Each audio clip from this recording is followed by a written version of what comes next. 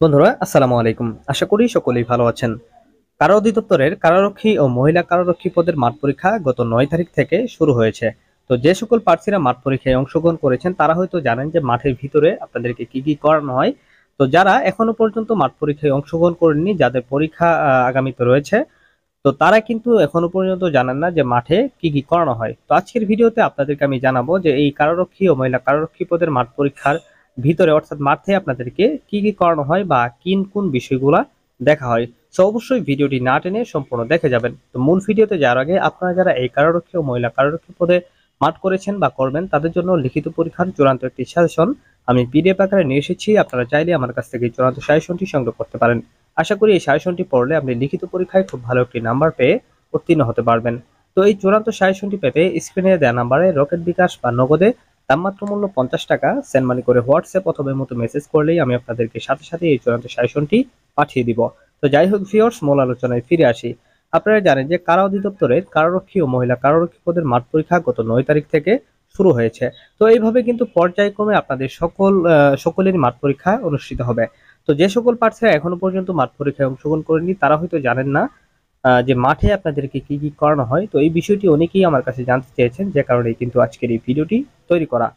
তো আপনারা যারা মাঠ পরীক্ষায় অংশগ্রহণ করবেন, তো প্রথমেই আপনাদেরকে যে কাগজপত্রগুলো নিয়ে যেতে বলা হয়েছে, তো সেগুলা নিয়ে আপনি যখন মাঠে উপস্থিত হবেন, অর্থাৎ ৯ ঘটিকা থেকে কিন্তু মাঠের ভিতরে প্রবেশ করানো হবে ৯টার আগেই।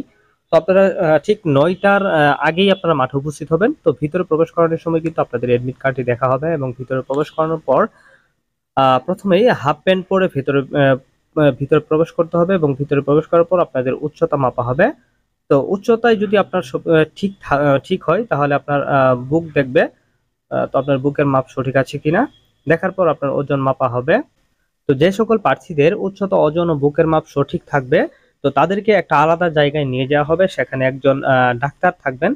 তো তিনি আপনাদেরকে একদম পায়ের পাতা থেকে মাথার চুল পর্যন্ত সমস্ত কিছু দেখবে। তখন কিন্তু আপনার পরনে তেমন কিছু থাকবে না, বলা চলে অলঙ্গ করেই আপনাদেরকে দেখা হবে। অর্থাৎ আপনার গোপনাঙ্গও কিন্তু দেখা হবে যে গোপনাঙ্গে কোনো ধরনের সমস্যা আছে কিনা। তো তারপর কিন্তু আপনাদেরকে বের করে দেওয়া হবে, অর্থাৎ তখনই কিন্তু আপনাদেরকে জানিয়ে দেওয়া হবে না যে আপনার এই মাঠ পরীক্ষায় অর্থাৎ শারীরিক যোগ্যতা যাচাই পরীক্ষায় উত্তীর্ণ হয়েছেন কিনা। তো এটার জন্য কিন্তু আপনাদেরকে বেশ কিছুদিন অপেক্ষা করতে হবে। তো সকল প্রার্থীদেরই কিন্তু একটি করে প্রবেশপত্র তারা জমা নিবে। তো আপনারা অবশ্যই মাঠে 2 কপি প্রবেশপত্র প্রিন্ট করে নিয়ে যাবেন।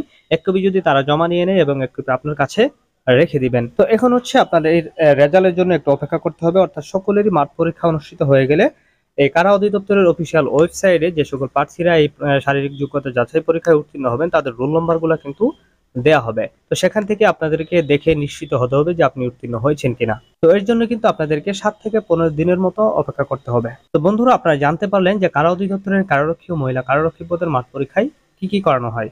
তো ভিডিওটি ভালো লাগলে অবশ্যই ভিডিওটি একটি লাইক করে দিবেন। আর আমাদের চ্যানেল যদি নতুন দর্শক হয়ে থাকেন তাহলে রিকোয়েস্ট থাকবে চ্যানেলটি সাবস্ক্রাইব করে পাশে থাকা বেল আইকনটি বাজিয়ে দেওয়ার। তো আজকের মতো এখানে বিদায় নিচ্ছি।